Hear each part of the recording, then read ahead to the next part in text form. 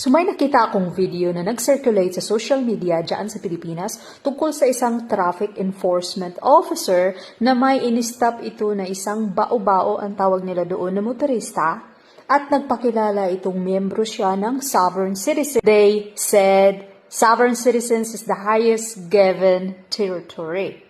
So sa nakikita ko doon sa video, talagang nagkuguluhan yung traffic enforcement officer at hindi ito nakasagot doon sa sovereign citizens na driver. Tinakot pa nila itong ating traffic enforcement officer na kung i-delayed pa nito ang pag-stop sa kanila at paghingi ng dokumento ay babayaran nito every minute itong sovereign citizen na ito. Ano ba itong mga sovereign citizens? Guys, maraming mga sovereign citizens dito sa United States. Laganap sila dito sa western countries, sa Europe, doon sa Canada, sa Australia. Sino nga ba ito sila? Sila ay mga anti-government. Dito sa United States, we consider them as domestic terrorist. Terorista ito sila. Extremist. Okay. Mamamatay ng mga police. Inaambus nila yung ating mga kapulisan, yung ating mga judge, ayaw nila ng mga judges, okay? So, be careful kapag ma-encounter ninyo ito sila sa daan. Ang nag-upload ng video ay marami itong mga tanong kasi naguguluhan daw sila. They don't really know what to do. And guys, to be honest with you, I am very surprised na andyan na sila sa Pilipinas, okay? But, again, maraming mga copycat. Itong mga kriminal, nagkukopyahan lang yan ng mga modus ng ibang kriminal sa ibang bansa or sa ibang lugar. And then they will go travel around and copy it. Exactly. Okay? Ito sila, mga sovereign citizens. Back in the day, they were just like us, normal citizens. And then they get trouble with the law. And then, ayaw na nilang bumalik doon. Ayaw na nilang i-correct yung kanilang mga pagkakamali sa korte. Kaya, they just try to justify their action ngayon. Kaya, nag-create sila nitong mga, sovereign citizens ako, hindi ako subject sa batas ng bansang ito, which is not true. Okay, so sasagutin lang natin ang mga tanong dito. Legal nga ba ang mga dokumento na pinapakita ng mga sovereign citizens? The answer is no, it is illegal, it is fictitious. We do not acknowledge them. We consider them as garbage. Same sa korte dito sa United States at dyan din sa Pilipinas.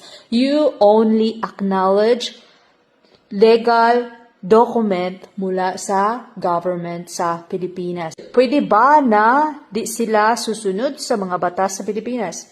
No. Kapag andyan sila sa Pilipinas, they are subject to the Philippine laws, no exemptions. Number 3, totoo nga ba na mas mataas yung kanilang batas kumpara sa batas ng Pilipinas? Wrong. Wala silang batas. Gawa-gawa lang nila iyan. Okay?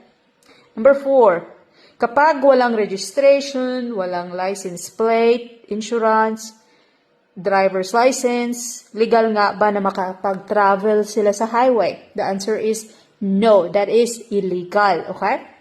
Maraming mga violation and also you can arrest them and impound their vehicle. I say a vehicle, that is a motorized vehicle, motorized, including motorcycles, bao-bao, basta motorized siya. So, kailangan talaga niya ng lisensya, registration, etc.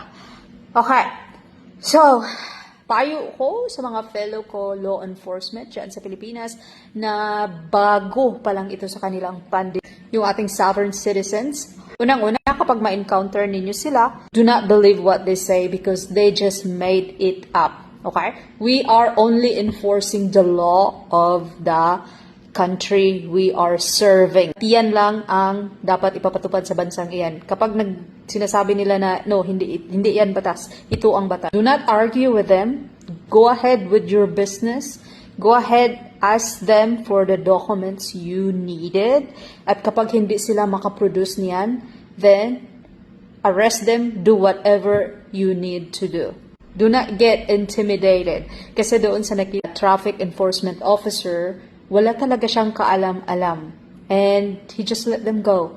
Walang ibang batas. Dito sa United States, walang ibang batas, kundi US laws. Diyan sa Pilipinas, wala din kayong ibang batas, kundi ang Philippine laws. And that's it. Kapag na itong mga taong ito, they're claiming na no, we are citizen of this shit and shit. We are sovereign citizens. That we are not subject to the Philippine laws. That is BS. Okay? Salita lang nila iyan. And proceed with your business. Wala silang maipakita, then arrest them for obstruction of justice, for your investigation. Okay? And then impound their vehicle, whatever they're driving. Hopefully, no, yung magkaroon kayo ng training mula dito, mula sa inyong mga supervisors, but para karoon din kayo ng standard operating procedures, how to interact with these kinds of people. But you have to be careful with them kasi mga criminal ito, and as what I said, nang-ambush ito sila ng mga police, mga judges, yung mga trabahante natin sa korte. Yan lang. It is a good topic, and I'm so glad na i-share ito sa inyo. So,